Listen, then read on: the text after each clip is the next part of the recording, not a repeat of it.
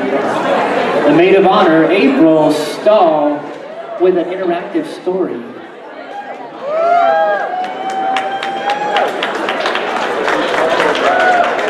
Good evening, everyone. I'd like to begin by reading some Mad Libs from the bachelorette party. I'm so totally kidding. No, but what I would like to do is tell you a story.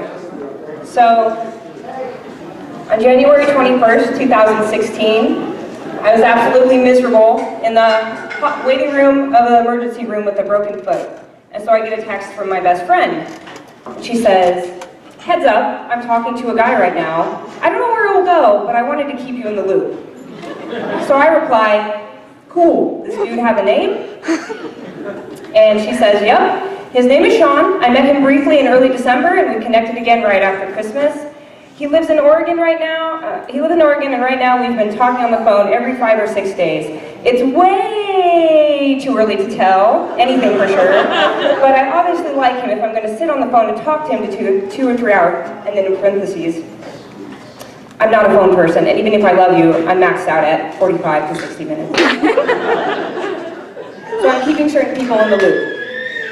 So at that moment I said to myself, this could be the dude. And I started taking copious notes for this very speech, for this very joyous occasion.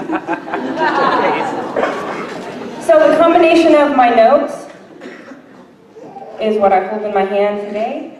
It's the story of Alyssa and Sean up to this point from my very humble point of view, and I would like to share it with you all.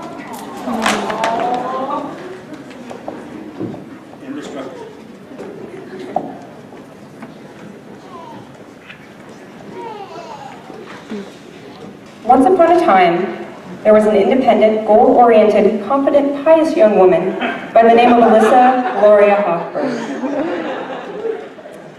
December 13th, 2015 was a Sunday like any other, and Alyssa was quietly appreciating Orthros in St. Innocent's Orthodox Church in Tarzana, California. Little did she know, she had captured the attention of a male suitor.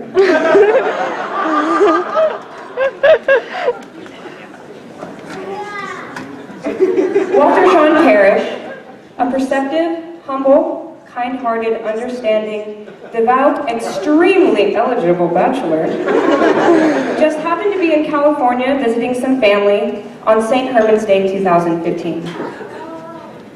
While attending Orthros at St. Innocent's, he became intrigued by a well-groomed young woman shepherding her sisters through the pews. Later that morning, Alyssa and Sean had their first encounter while in a small group of mutual acquaintances. When asked how long they had known each other, Alyssa announced that they were old friends and had been acquainted for an entire 4 minutes.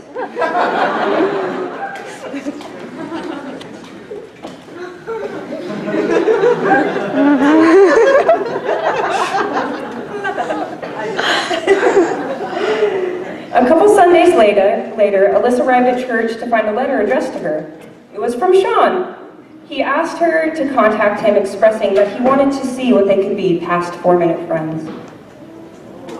Alyssa, delighted by his charming gesture, decided to contact Sean, and from there they spoke on the phone once or twice a week.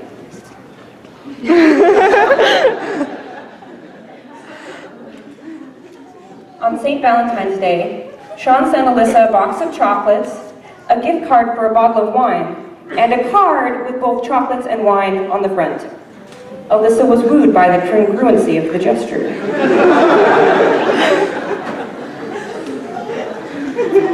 During their phone calls, Alyssa observed a few things.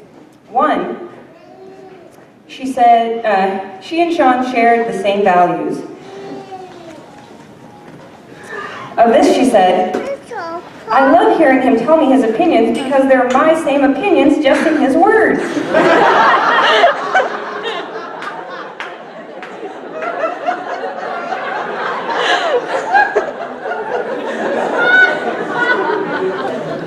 She also learned that Sean is a hard-working guy who keeps himself busy. And for those of you who've heard Alyssa speak, you know she doesn't waste a single second.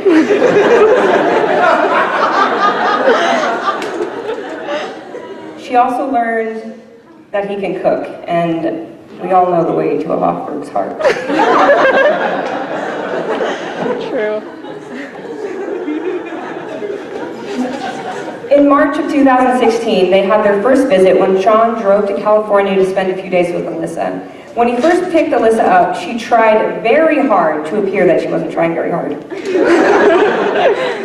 She didn't wear any makeup in their first couple of days with the mindset, this is my face, take it or leave it.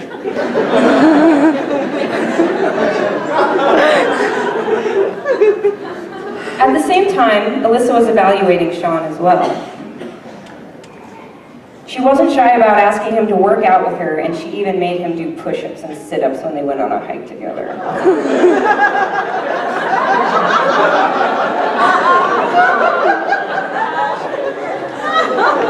But Alyssa was not heartless. She allowed Sean to keep a shred of his dignity by not telling him how much she abhorred his hideous man sandals.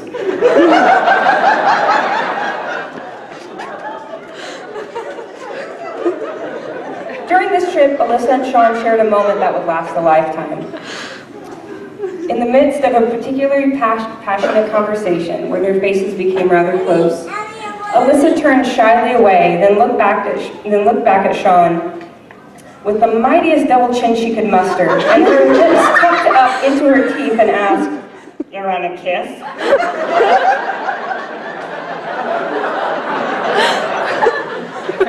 I would like to believe that at this point, Sean truly knew what he was in for. Needless to say, no kiss took place.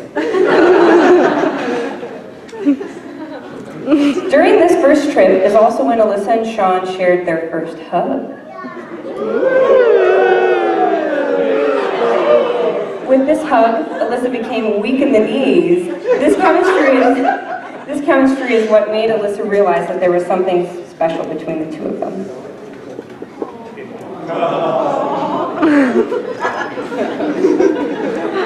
From that day forward, Sean and Alyssa saw each other almost every month, although they did not become Facebook official until the 6th of July. Just 4 short months after they met, they began discussing wedding dates.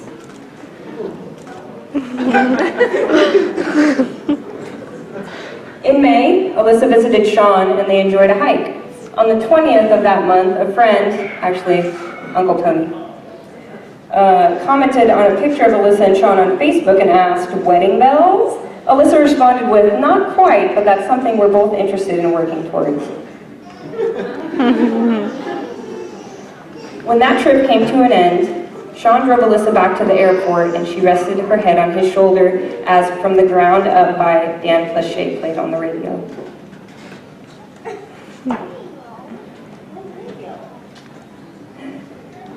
When Alyssa and Sean's jokes and conversations bordered on inappropriate, they policed each other with the reminder that Father David would know. In June, on the annual Hofburg road trip, the first I love yous were exchanged.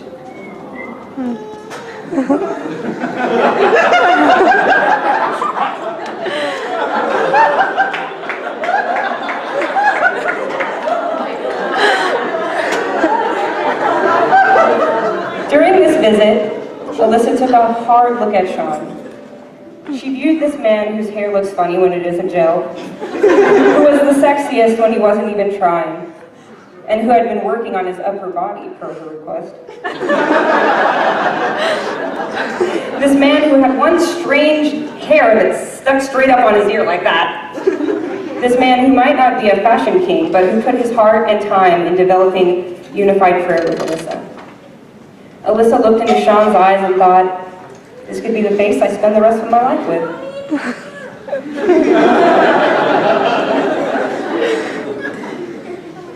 Alyssa and Sean's relationship continued to grow. They shared many precious moments together, some of their favorite being in Sutter Creek with Aunt Tootsie and Uncle Jerry, playing evening card games and listening to their stories, history lessons, and loving banter.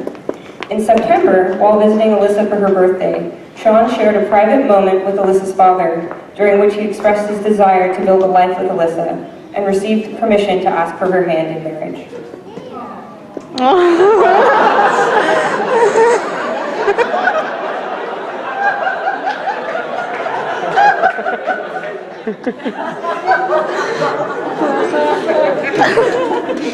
phone calls and many visits later, on December 17th, 2016, Sean popped the question. With butterflies in her stomach, Alyssa said yes.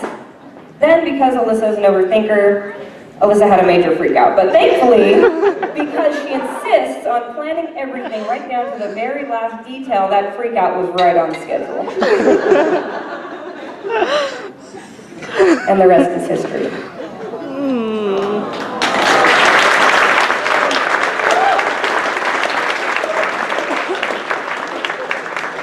Alyssa, you are so freaking beautiful right now. Earlier today you asked me, you said you didn't know what you could possibly do to repay me for the work I've done for this wedding, but knowing that no matter where you go, no matter where I go, that, sorry I'm a Libra, that I could call you up at any time and you would do anything in the world for me is more than enough.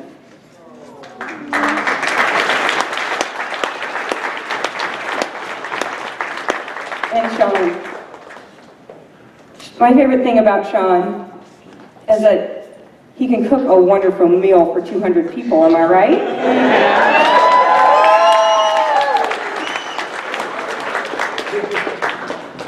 But really, I thank you for making my best friend happy.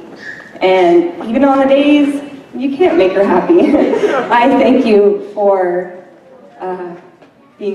treating her with patience and kindness.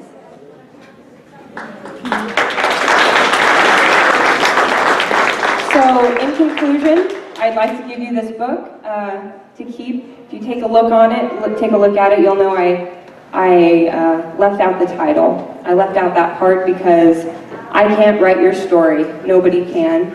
Only you can write your story. I'm just here to draw the funny pictures.